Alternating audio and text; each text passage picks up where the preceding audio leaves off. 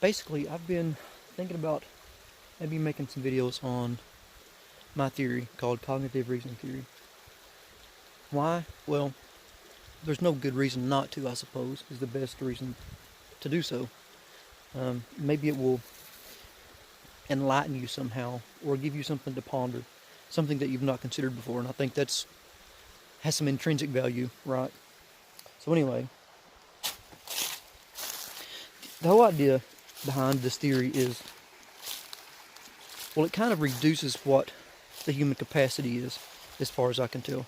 That's one of the notions that I kind of wanted to bring forth. But I wanted to do it, there's a paradox.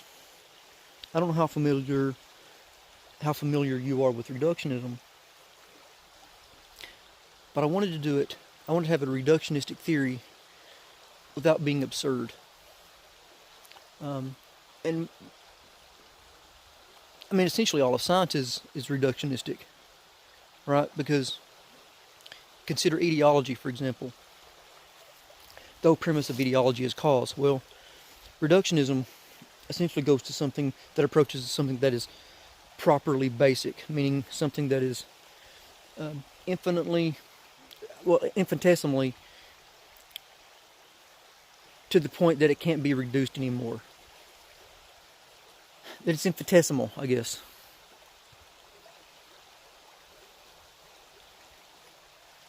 I guess that's sufficient. So I wanted to do that, and so that I figured out maybe this notion of how we use reason, and it all revolves around potentiation.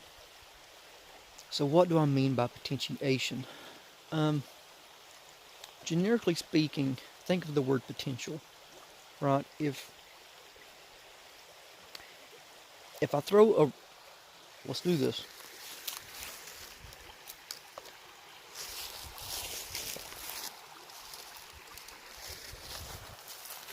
When I throw this in the water, the potential of it landing is based on and predicated on all kinds of things. Essentially, you think about potential energy, you think about the potential of the splash, you think about the potential of all the different areas within that water that it could have landed. You even have to consider the potential that it doesn't land, which is very counterintuitive. So the idea is potentiation. Well, I think reason is the same thing. If I was to calculate the potentiation of that landing in the water, just very generically, well, you would think that would have a high probability because everything that we know, and as it pertains to gravity, suggests that it's going to land in the water. Well, it's kind of a similar notion when it comes to human reason. The idea being that, well, there's some kind of predictability. There's something that can be approached in analysis. Did I say that properly? That can be approached in the analysis that yields some type of predictability. And it isn't obvious why. And it isn't really obvious that that's even true. Have you ever tried to predict? Here's a good example. You are fighting with your significant other, right? And you know, if you tell them X, Y, and Z, they're going to get mad. You just know it. You can feel it. But what is that predicated on? Is that predicated on certainty, or is that predicated on the similar? Is that predicated on you having done something similar in the past and her reacting this way, and so now you have to duck and take cover? Right. It essentially becomes a statistical game. That's one of the ways that we procure ourselves, through the element of prediction. Communication is predicated on expectation and prediction. Meaning, if we don't communicate efficiently and effectively, there's no one that can communicate with us because they can't expect what we're saying has any meaning. For example, let me give you an idea of what I'm talking about. If you ask me my favorite color of ice cream, and I'm like, grass don't grow on footballs. How do you, that has zero relevance, right? And we see this a lot in mental illness, but that's beside the point. One of the things that I'm really trying to talk about here is that there has to be a flow of information, and that flow, in turn, has to have some kind of prediction to it in order for it to have meaning. Even in the flow of words, like something can be said that we don't predict. That's not what I'm talking about. Even the words themselves have to have a meaning to us, and that is also predicated on expectation and prediction. So anyway, going back to my theory, I have these things, and they're called selective relevant. What is that? I have these things. Imagine, if you will, a dot, okay, on a page, and that dot is called. Well, it actually has two things that are congruent. They're SRCs, okay, or simultaneous relevant contingency, which I also call them selective relevant contingencies, depending on the usage of them. But they're the same thing.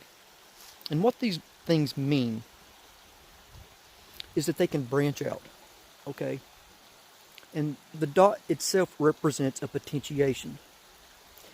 In this case, I have, in order to not be overly reductionistic, but yet be reductionistic enough to yield some kind of predictable pattern, I have given it three options. The three options that this selective relevant contingency can ensue are simply something that we're all familiar with: a positive sign, a negative sign, and a zero with a slash to it, which I just simply refer to that as an ambiguous variable, something that can't be known. So what does that mean exactly? Well,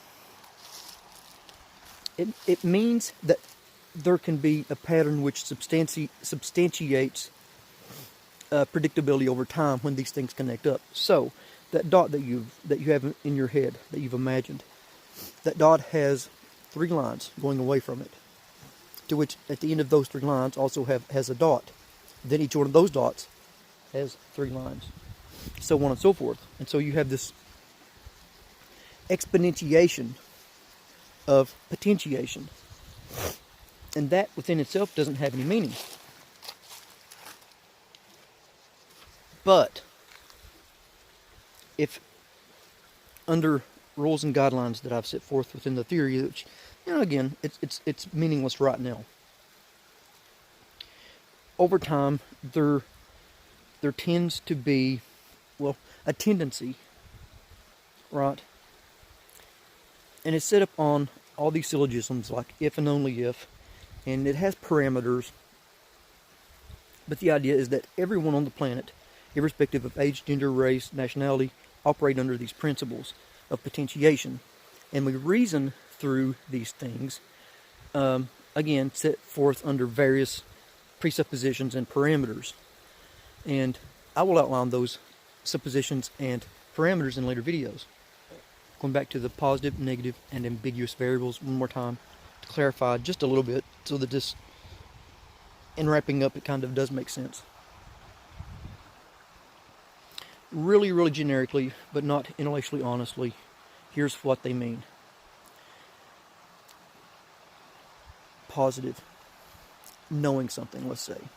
Okay. Negative, not knowing something. The ambiguous variable. There is no evidence that you do or do not know something. They're all mutually exclusive because they can't coexist simultaneously. It doesn't have to revolve around choice. It can be actually a sub-representation of choice, in that something that is totally unconscious, which, by the way, the antithesis of all these selective relevant contingencies, which are predicated on predictability, or not predictability, but potentiation, also have anti-SRCs, which are infinitely deeper. They represent anti-potentiation. That's far more intellectually complex. But yeah, I'm sure none of this makes sense to you. I'm hoping to outline them. I'm hoping to outline some of this a little bit more clearly and effectively. I've been working on this a very long time, and if it makes sense to no one on the planet, that's fine by me too. But I'm hoping that you enjoy the intellectual journey and come along for the ride. Maybe it'll spawn some thoughts, maybe it'll give you something to think about, maybe it will give you something to contend with, which I'm also in favor of. That's all for now, guys. Thank you for watching.